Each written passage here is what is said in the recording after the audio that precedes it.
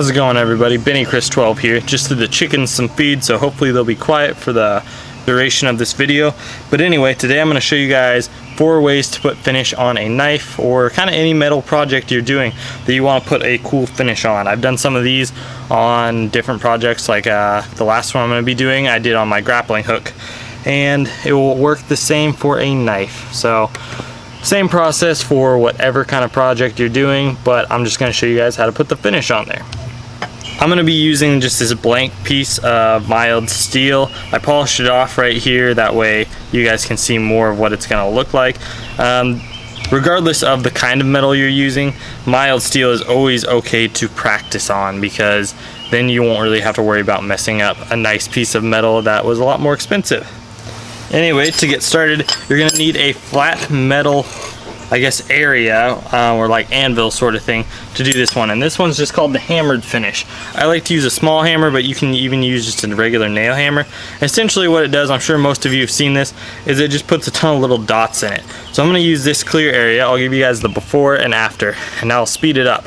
The reason I like to use the smaller hammer though is because it gives you a lot more dents and a lot less surface area, whereas with a big hammer, it's going to leave a lot bigger of a dent, but this one you can kind of do a little bit more with. Okay, so that was literally all of 2 minutes. As you can see up here towards the top of it, I started spreading them out more and doing it a lot lighter.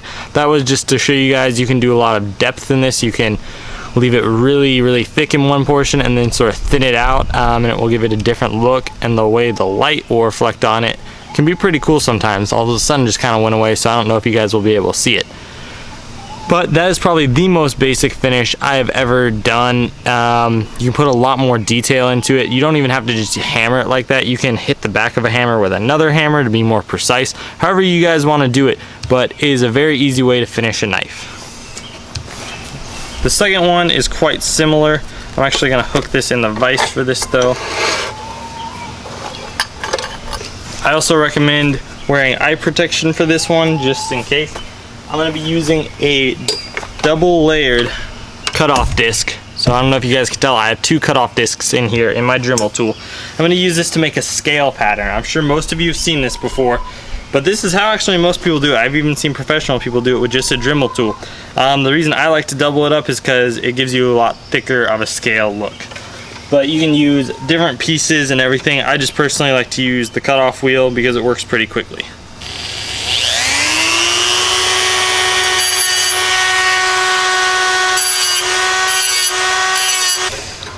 So that, once again, I did in like 2 minutes. I barely even ground them in, so they're not very deep at all. And like I said, I did this in like 2 minutes, so it's not a very detailed version of this. I've done other more detailed versions, and honestly, if you're going to be doing it on an actual knife and not just for practice, it's probably good if you put in a lot more detail. But there you go. So that's what you can do in 2 minutes with a Dremel tool. So obviously putting in a lot more time, you can get it way better looking. Okay, for this third method of finishing your knife, this one is called anodizing, or I just call it spotting. A lot of people call it different things, but I think the technical term for it is anodizing. And you can do this with just a blowtorch, you can do it with just a fire, but you also have to be careful how you do this. Okay, and the chickens obviously want more feed. The reason you have to be careful is because if you do this improperly, then you can actually make your knife very weak and brittle. So don't go past the point of blue. If you get into the purple gray area of when you're coloring it, then you know you've gone too far and your knife may have to be reheat treated. How you know it's safe is it will be gold or blue. Now on the tip of your knife, say that this was the spine of my knife, I would have no problem making this blue or even purple. Purple would be fine on the spine of the knife. But up here on the blade, if this was the blade, you would not want to make that anything past gold. You would want to leave that gold. It's very important that you leave the tip of your knife at least gold, because when you're heating it, if it gets past the gold point, it's heated up too much and it can lose all of its strength. But having a soft spine is more than okay. So I'll try to show you guys an example of this. And I'll also show you guys some pictures of professional people doing this, because I'm not very good at it. Professional people are amazing.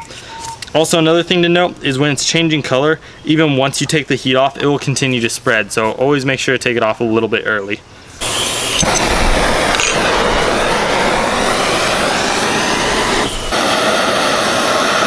Okay, now heat's off completely. You can see it's still changing color, and it's gonna get a lot more blue. You can see it changed a lot purpler in there. So I'm gonna keep the heat on this back side.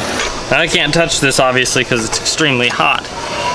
I'll angle it towards you guys. I don't know if you could see all that spreading, but it all got this gold color, and then I let it sit for a while, and this blue up here appeared. And then I put the blowtorch back on there only for a few seconds, and it spread all the way up into this like middle portion.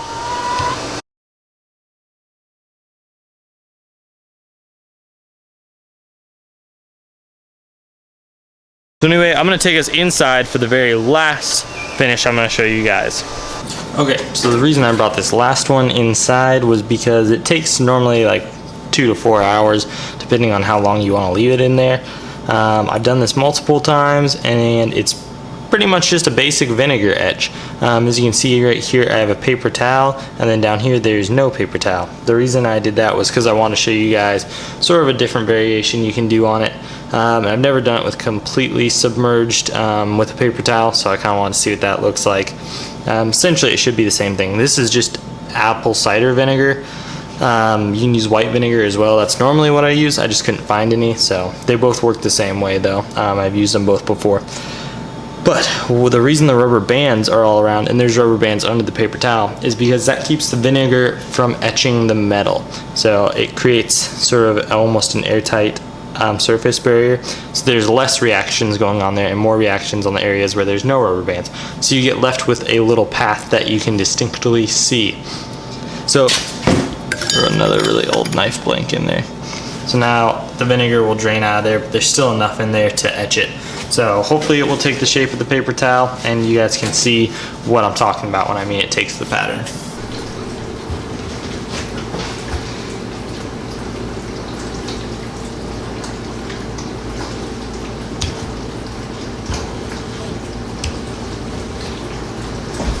So anyway, I tried to show you guys where the lighting was at least decent, so I took that last clip in my kitchen. It was only in there for 2 hours, and you can tell it looked kind of rustic.